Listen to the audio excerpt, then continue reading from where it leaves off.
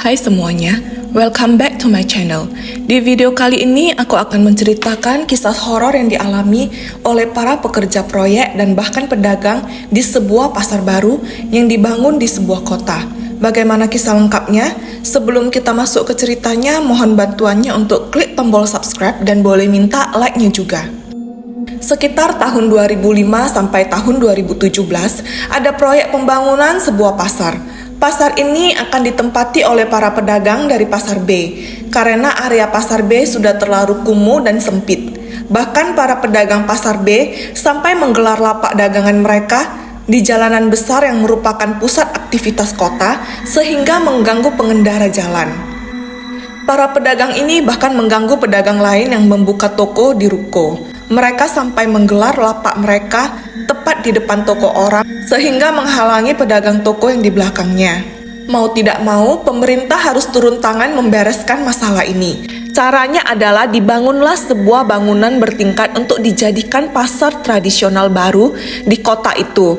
Nantinya para pedagang pasar B ini akan dipindah semua ke sana dengan mengkompensasi lapak mereka.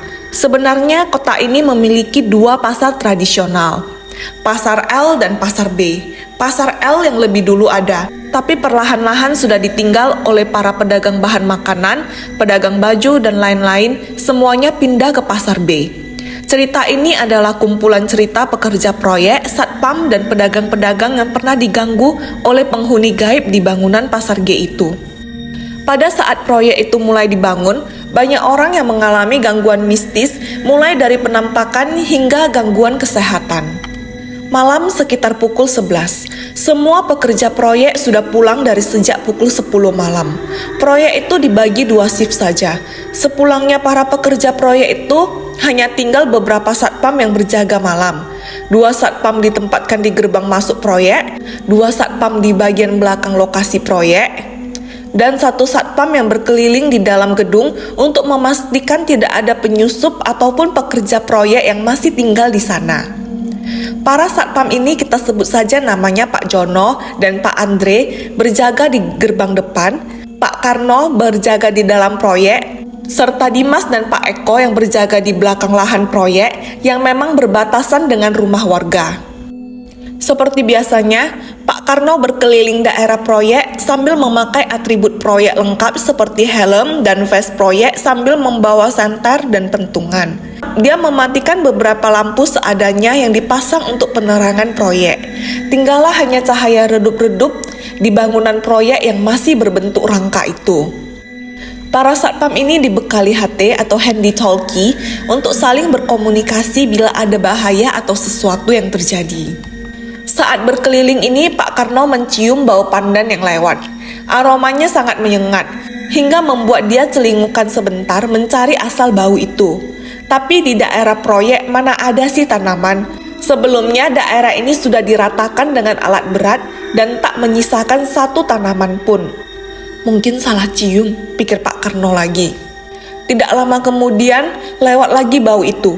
Kali ini baunya seperti datang dan pergi yang membuat Pak Karno semakin yakin kalau dia tidak berhalusinasi.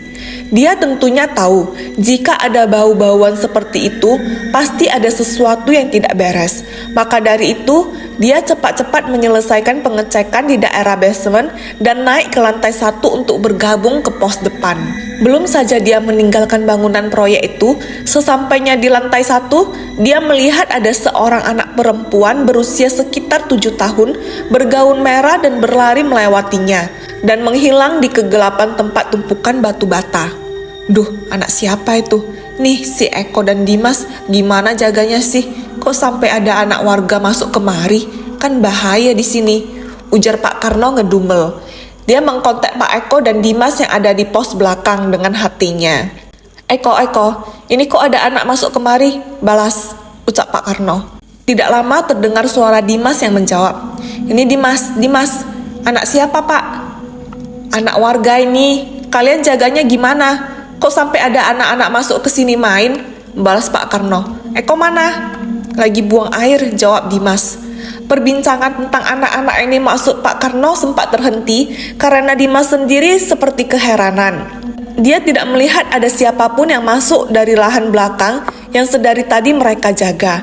Dimas sangat yakin karena pintu masuk sudah mereka kunci, tidak ada celah di proyek itu yang memungkinkan manusia bisa masuk. Pak Karno mengejar anak yang dia lihat tadi, bermaksud membawanya keluar karena daerah proyek tentunya sangat berbahaya, apalagi anak itu tidak memakai safety apapun. Saat dia berjalan di daerah tumpukan batu bata, dia bingung sesaat karena tidak ada orang di sana. Ditelusurinya lagi semua daerah itu, tapi tetap tidak ada ketemu siapapun. Di tanah terlihat jejak kaki kecil, tidak beralas kaki. Jelas sekali kaki itu adalah kaki anak kecil. Saat disenteri, Pak Karno mengikuti kemana jejak itu pergi. Arahnya ke bagian samping gedung, tapi menghilang di tengah jalan, seolah-olah anak itu terbang. Jejaknya berhenti di tengah-tengah, hal yang tidak masuk akal. Karena daerah sekitar sana kosong, tidak ada tempat yang bisa dijadikan panjatan atau pijakan. Pak Karno menggaruk-garuk kepala keheranan. Dia senteri lagi daerah sekitar. Ada sekelebat bayangan anak berlari ke arah berlawanan sambil tertawa usil. Pak Karno langsung mengejarnya hingga dia tidak memperhatikan langkahnya. Kakinya tersandung tumpukan kecil batu bata, sisa pengerjaan yang ditumpuk para pekerja proyek. Hal itu membuat Pak Karno terjatuh, kakinya kesakitan dan dia sedikit mengumpat. Tidak beberapa lama dari umpatannya itu, bangunan proyek seperti gempa dan beberapa batu jatuh mengenai kepala Pak Karno. Walau dia memakai helmet, tapi bagian dahinya terkena reruntuhan batu. Dia segera berlari keluar dengan kaki yang masih pincang sebelah. Sesampainya dia di pos depan, rekannya Pak Jono dan Pak Andre keheranan melihat wajah pucat Pak Karno. Saat itu Pak Karno sambil menjerit, "Gempa, gempa!" Dia juga sambil menyeret sebelah kakinya yang masih terasa sakit. "Kenapa kamu?" tanya Pak Andre heran sambil menghampiri Pak Karno. "Gempa, gempa, lari!" kata Pak Karno. "Gempa? Dari tadi kita di sini gak ada gempa, ngaco kamu ah," ucap Pak Andre. Ketiga satpam itu berdebat. "Lihat ini kepalaku kena reruntuhan batu bangunan," ucap Pak Karno sambil menunjuk jidatnya yang sedikit berdarah. Rupanya batu tadi sampai membuat kening Pak Karno sedikit berdarah. "Ya ampun, ayo ke klinik dulu lah, biar Jono yang antar," kata Pak Andre memapa Pak Karno ke pos. Jelas salah satu dari mereka harus tetap bersiaga di pos. "Masa sih gak ada gempa?" tanya Pak Karno sambil tidak percaya. "Enggak ada loh No, kamu lagi pusing mungkin." "Ini kaki kenapa lagi?" tanya Pak Jono. "Gak sengaja nabrak tumpukan batu waktu ngejar anak kecil tadi." "Anak kecil?" tanya Pak Jono. "Iya, tadi ada anak warga yang nyusup, tapi anehnya larinya kenceng banget. Ngejarnya susah, udah gitu jejaknya tiba-tiba hilang di tengah," ucap Pak Karno. "Kayaknya itu bukan orang," kata Pak Jono lagi. "Bukan orang gimana? Masa hantu?" tanya Pak Karno sedikit bersanda. "Iya, hantu," ujar Pak Jono dengan wajah serius. "Beberapa pekerja proyek ada yang pernah cerita anak kecil pakai baju merah kan?" tanya Pak Jono lagi. Iya, baju merah, nggak pakai sendal," kata Pak Karno. "Anak itu sering gangguin pekerja proyek di sini." "Di belakang sana," kata Pak Andre menimpali. "Oh alah, aku kira anak warga sampai aku kejar," kata Pak Karno sedikit menyesal sudah mengejar anak itu. "Gak heran, kamu kan baru beberapa hari masuk di sini.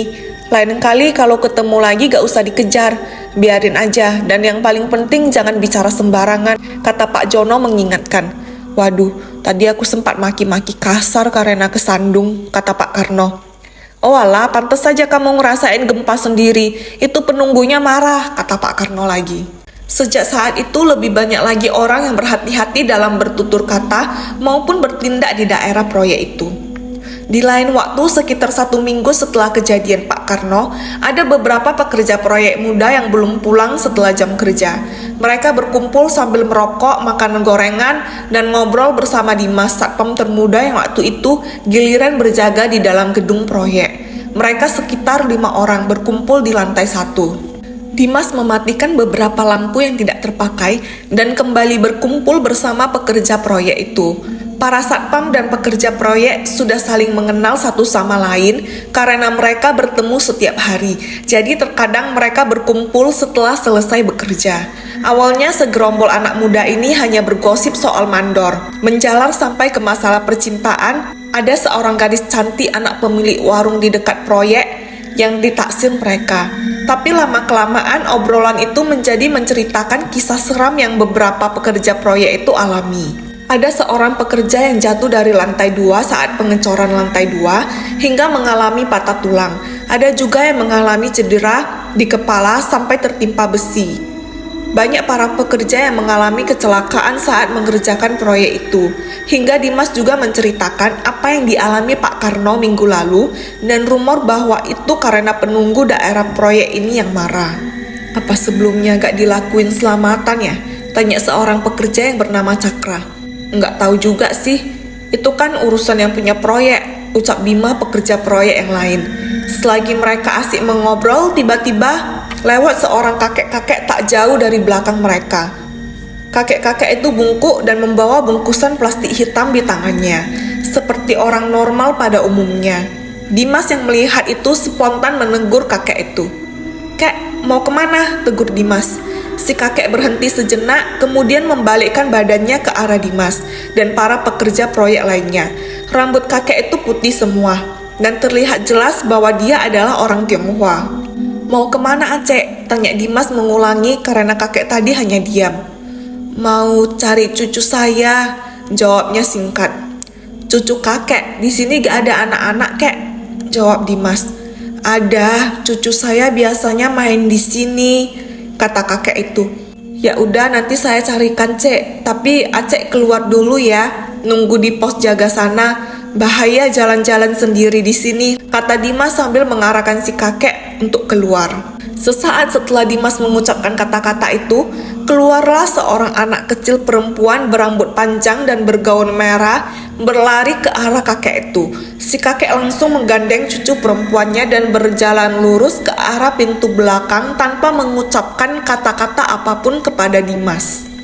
"Cek, lewat depan aja. Pintu belakang udah dikunci," teriak Dimas sambil mengejar sang kakek dan cucunya. Tiba-tiba kedua orang itu berhenti dan sang cucu membalikkan badannya melihat ke arah Dimas sambil mengikik memperlihatkan gigi-giginya yang bertaring tajam dan bola matanya yang seketika berubah hitam semua. Dimas dan semua pekerja proyek dibuat terkejut dan tercengang dengan penampakan itu. Belum lagi mereka habis terkejutnya, si kakek yang dipanggil Dimas juga berbalik memperlihatkan kepalanya yang hancur sebelah dan bersimbah darah dari atas sampai badan bawah. Dia mengeluarkan sesuatu dari kantong plastik hitam yang dia bawa sedari tadi. Itu adalah otak manusia. Otak itu seperti bergerak-gerak sendiri dan masih dilumuri banyak darah. Mereka semua berteriak kencang, berlari berhamburan keluar. Selagi mereka berlari, si kakek dan cucunya malah terbang ke lantai atas, ke lantai 2, yang membuat semua manusia di sana tercengang sebentar memandangi kedua sosok itu. Kemudian kedua sosok itu turun dengan keras di tengah-tengah gedung proyek lantai 1 hingga membuat lubang sampai ke lantai basement. Mereka semua tercengang melihat itu antara percaya dan tidak percaya. Sosok itu menghilang begitu saja.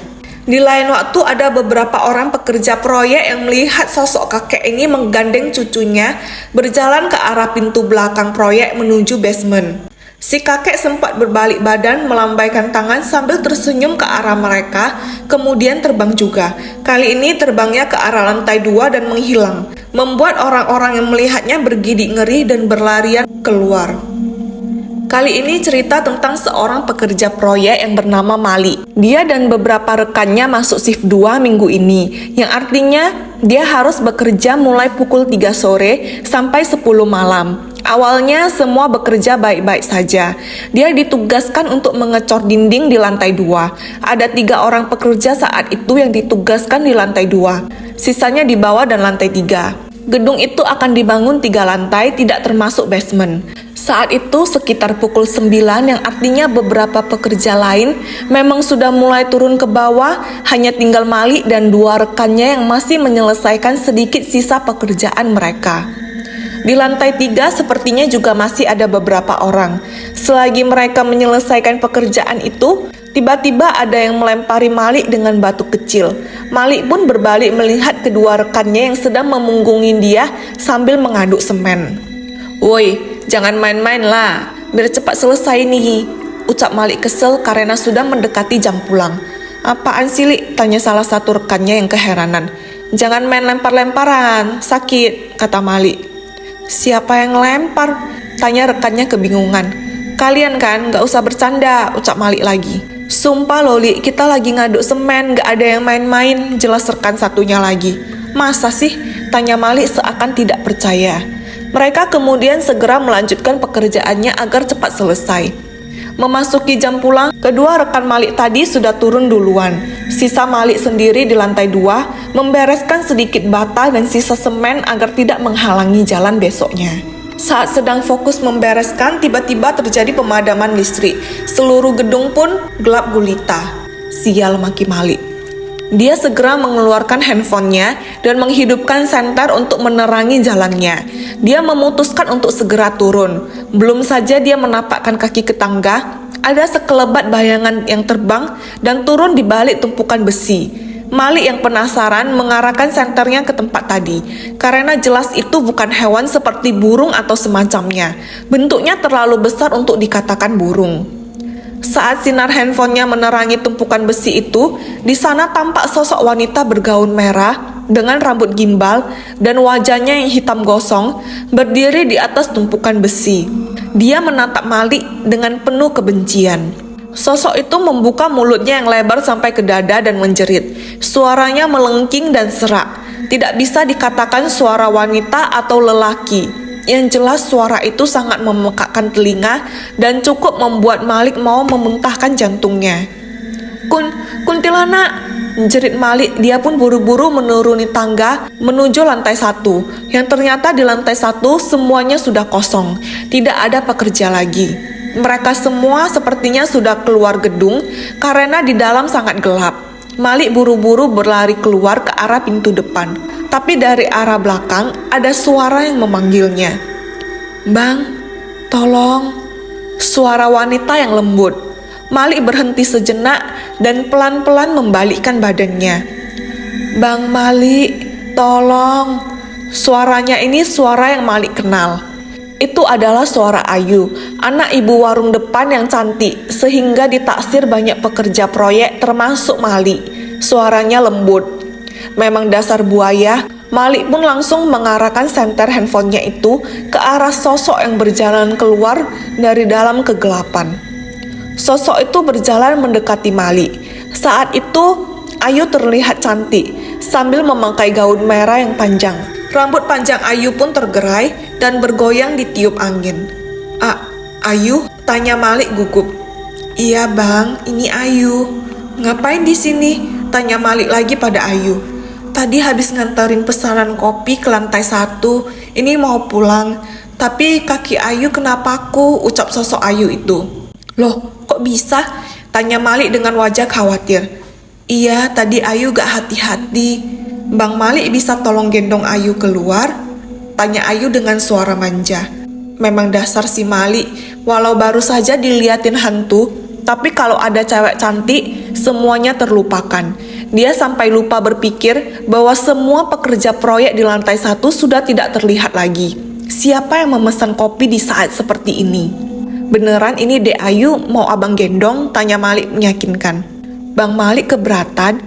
Ayu susah jalan bang, kata sosok Ayu ini lagi. Enggak, abang enggak keberatan. Ya udah sini abang gendong. Naiklah sosok Ayu ini ke punggung Malik. Baru saja Malik menggendong Ayu, tiba-tiba muncul bau busuk yang sangat menyengat seperti bau bangkai. Dan Malik merasa sosok Ayu yang dia gendong ini beratnya luar biasa. Padahal tubuh Ayu itu sangat langsing dan semampai. Tidak masuk akal saja jika beratnya itu seperti berat ratusan kilogram. Malik sempat terbatuk-batuk saking baunya. Kenapa bang? Tanya Ayu yang lagi digendong Malik ini. Ayu ada cium bau busuk? Tanya Malik lagi. Enggak bang. Suara Ayu itu mulai terdengar serak, bukan seperti Ayu sebelumnya. Cengkraman Ayu di leher Malik juga semakin kencang, hingga sedikit mencekik Malik. Malik tetap menggendong Ayu keluar dari gedung. Dari kejauhan, dia melihat beberapa rekan pekerja dan 2 orang satpam melihat ke arah dia seakan ada hal aneh pada dirinya. Mereka semua heboh dan berteriak. Li, kamu ngapain, Li? Jerit salah satu rekannya. Yang lain wajahnya pucat melihat ke Mali. Sementara Ayu yang masih digendong Mali ini cengkramannya semakin kencang lagi. Saat Mali melihat ke arah tangan Ayu itu sudah bukan tangan putih yang Mali lihat sebelumnya. Tangannya sudah hitam gosong dengan kuku-kuku hitam dan panjang. Mali sontak memalingkan wajahnya melihat ke arah sosok yang dia gendong. Sosok itu adalah sosok kuntilanak merah yang tadi dia lihat di lantai 2. Mali pun pingsan seketika. Para satpam dan rekannya segera berhamburan berlari ke arah Mali untuk menolongnya. Si kuntilanak terbang ke atas dan menghilang di kegelapan malam. Rupanya sedari tadi, orang-orang yang menjerit itu melihat Mali sedang menggendong kuntilanak merah keluar dari gedung. Makanya mereka semua heboh. Beberapa pekerja juga pernah diganggu oleh sosok ini yang suka menyamar menjadi wanita cantik. Kemudian di akhir menunjukkan penampilan aslinya ke orang-orang hingga membuat orang ketakutan sampai pingsan. Singkat cerita, sekitar tahun 2017 sampai 2018, proyek ini pun mulai selesai. Pemerintah daerah secara bertahap memindahkan pedagang dari Pasar B ke gedung yang disebut sebagai Pasar G itu. Setelah pemindahan itu, banyak pedagang yang mulai mengalami masalah mistis juga. Diganggu dengan suara-suara yang tidak ada wujud, serta penampakan-penampakan makhluk seperti kakek-kakek dan cucu, kuntilanak merah, pocong, dan manusia kerdil. Sampai pada suatu ketika, seorang pedagang bernama Puput, dia dan suaminya baru pindah seminggu di pasar itu. Mereka ditempatkan di lantai 1, khusus pedagang ikan, ayam, dan daging. Lantai basement untuk pedagang sayur dan bahan makanan lainnya. Di lantai 2 ada warung-warung makanan dan sebagian pedagang bahan makanan yang memang sangat banyak. Di lantai 3 barulah pedagang baju, sepatu, tas, dan lain-lain. Baru seminggu pindah di sana, Puput ini merasa kakinya sangat berat. Sulit dibawa jalan seperti ada benda berat yang mengikat di pergelangan kakinya. Awalnya dia mengira penyakit seperti rematik, asam urat, atau bahkan seperti stroke. Saat dibawa oleh suaminya check up ke dokter, semua hasil check up-nya bagus, tidak ada masalah. Mereka pun semakin bingung sama keadaan Puput ini. Sampai-sampai di minggu kedua, Puput tidak bisa berdiri. Bila berdiri, tubuhnya akan terduduk atau terjongkok seperti ditarik sesuatu. Akhirnya sang suami berinisiatif membawanya ke orang pintar untuk menanyakan apa yang sebenarnya terjadi kepada istrinya. Sesampainya di rumah orang pintar itu, si orang pintar langsung melihat ke pergelangan kaki Puput sambil mengucap, "Ngapain kamu di situ? Pergi!" Ucap orang pintar itu yang membuat Puput dan suaminya bingung. Sesampainya di dalam rumah, barulah orang pintar itu menjelaskan apa yang terjadi. Jadi gini, istri kamu ini tidak sengaja nginjak orang kerdil. Baru pindah ke Pasar G itu kan? Iya bang, baru seminggu. Banyak pasien saya yang datang ke sini karena habis dari Pasar G itu. Jadi kami harus gimana bang? Tanya suami Puput. Gini, karena sepertinya istri kamu ini tidak sengaja menginjak orang kerdil, mereka marah dan gelantungan terus di kaki istri kamu. Kalau tidak diobati, nanti istri kamu bahkan tidak bisa duduk. Tadi saya suruh pergi waktu pertama kali kalian masuk kemari, tapi orang kerdilnya malah marah-marah dan bilang kalian yang ganggu tempat dia duluan. Itu tempat dia. Sampai kalian minta maaf ke dia, dia gak akan lepasin. Waduh, tempat dia gimana? Tanya suami Puput. Lahan tempat gedung G berdiri itu dulunya adalah makam kuno. Saya dengar banyak kuburan yang belum dipindah dengan benar. Cuma diratain gitu aja. Makanya di sana masih banyak penunggunya yang gak terima lahan mereka itu dibuat bangunan tanpa seizin mereka. Ngusik tempat tinggal mereka. Jadi saya sarankan, ini kalian berdua buat sajen dan letakkan di beberapa sudut tempat terakhir istri kamu nginjak sesuatu sebelum dia seperti ini. Dan minta maaf. Nanti saya pagari juga biar kedepannya gak kena lagi. Akhirnya Puput dan suaminya setuju. Sang orang pintar pun membuatkan ritual benteng untuk diri Puput agar dia tidak terkena hal mistis itu lagi. Keesokan harinya, sang suami juga langsung melaksanakan perintah si orang pintar. Perlahan-lahan Puput kembali pulih. Kakinya sudah bisa digerakkan dengan ringan dan bisa beraktivitas kembali. Sampai saat ini, Pasar G itu masih beroperasi dan masih banyak pedagang yang di sana. Saat ini Pasar G merupakan satu-satunya pasar tradisional di kota itu. Itulah beberapa cerita mistis dari Pasar G. Terima kasih yang sudah mendengarkan sampai habis. Bagi yang belum subscribe, mohon bantuannya untuk subscribe. Dan boleh minta like-nya juga. Maaf bila ada salah kata. Semoga cerita tadi bisa menemani aktivitas kalian. Sampai jumpa di video selanjutnya.